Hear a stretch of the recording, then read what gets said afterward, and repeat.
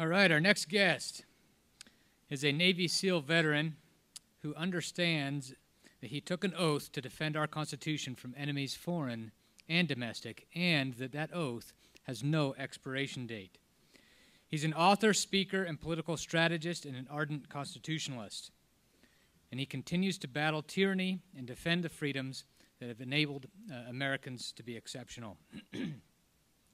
He's also the program director for Helping Our Warriors Foundation. Please welcome Benjamin Smith.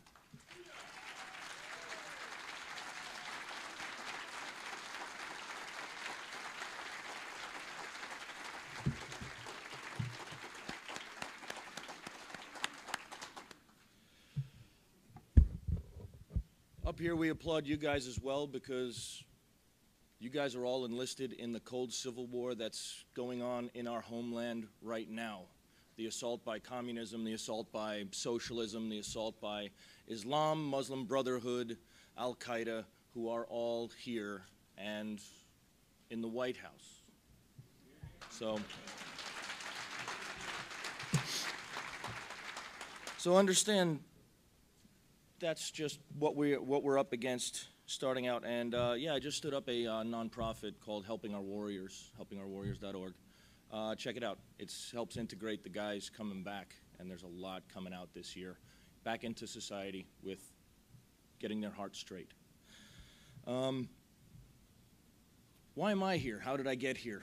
I'm not known for all the battles and for killing tons of people. That's what really influenced me was when I was in Iraq. I was around the Deputy Prime Minister there when they were writing their Constitution and going through their first elections. He would ponder things, asked, what's the Constitution to you? What's it like to be an American? Why are you here and not giving me, why are you giving me the opportunity to write whatever I want on this piece of paper? My answer stunk. I don't even remember what I said. I just knew it was insufficient. I better get to know why I'm willing to die for this country. So it caused me to quest to learn and find out what is great in America. And in learning our past, I realized that we are the sons of liberty, and we have a heritage that demands greatness for good, for God. It has to be with eternal vigilance, as Jefferson said. But what made my experience significant was while learning my roots and birthright as an American, I got to watch what could be its final gasp as it was withering and falling into a bastardized form of quasi-communism with Obama and Clinton and a lot of the people who were coming into the government, even just in society. I was in New York City at the time, and oh my God, that was right around the election. I started also figuring out that the wars we were fighting overseas were also to take away from the wars that are being conducted on our homeland, our way of life, to our families, to our values, to our God. They want to kill the family unit. I mean, we have an admitted Marxist in the White House with all the fixings of socialism and communism, but with a heavy strain of Islam as well, and the Muslim Brotherhood. They're all there. And we have a red dragon and a green dragon that have merged together and is now killing the American experiment. Basically, our God's concept of free will. That's what disappears if we start going to all the things that are against us. That's what's out there. Islam, communism, you don't get to choose. You could either believe or not to believe. Now, just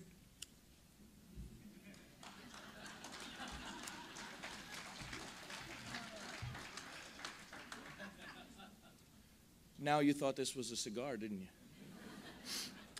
Thing with that is, we're a paper tiger. This is coming to us. Think about this for a second. We believe in the Constitution. We guide ourselves by the Constitution. We follow the laws. We are good to each other. And we sit here with the people who rule us, not govern. They rule us. The Constitution to them does not exist. They do not follow it.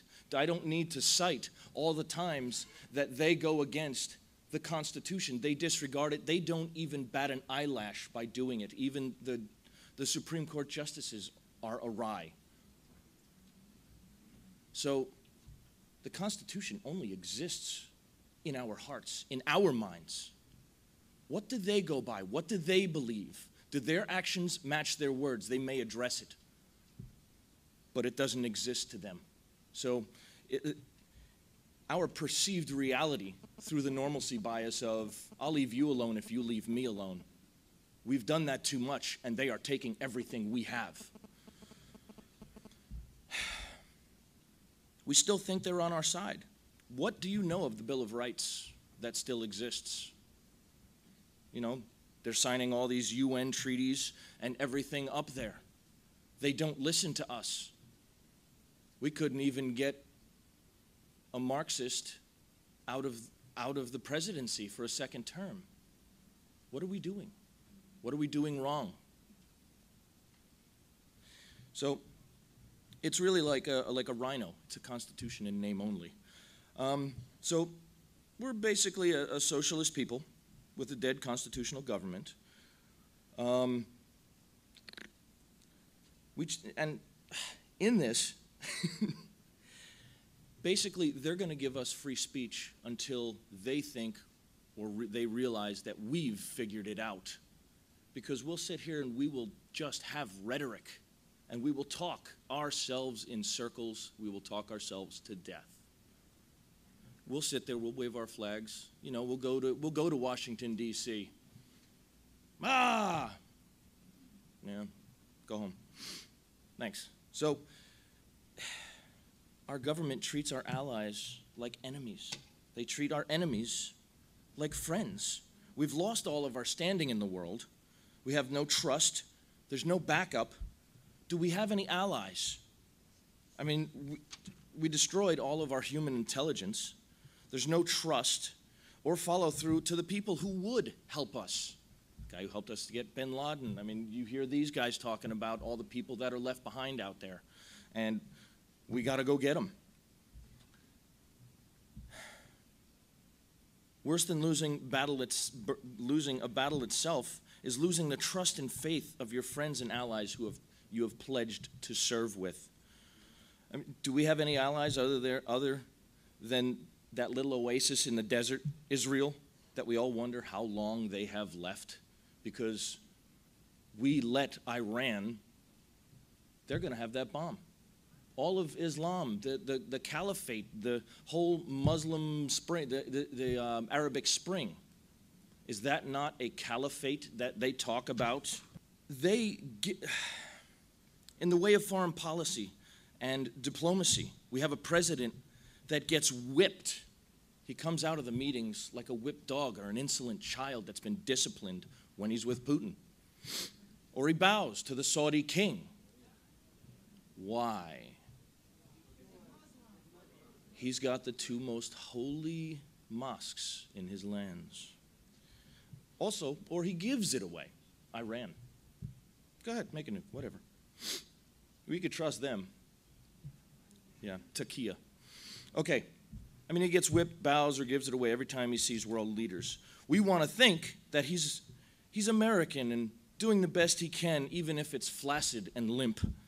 I mean, doing everything that's antithetical to the Constitution and our beliefs.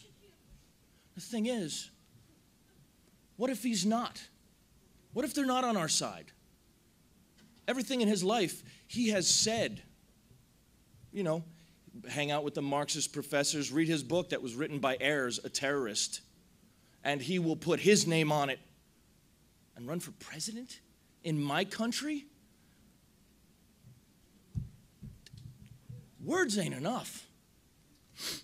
So what if him and his administration are intent on killing the American dream by giving it away, surrendering it, or funding the Muslim Brotherhood and the Arab Spring to form the caliphate that is coming?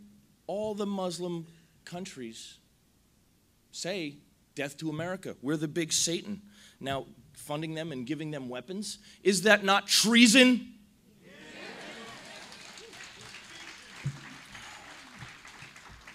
Politicians say Al-Qaeda is on the run. Al-Qaeda is not our enemy.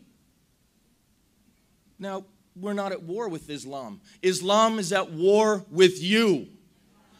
They seek to destroy your way of life, your belief system. You're going to have to do something. And as Alan West said, at a certain point, your enemy's reality becomes your own. You will have to fight for your life if it is up to them. It is not the individual that we are against. You have the free will to study anything you want, to believe anything you want.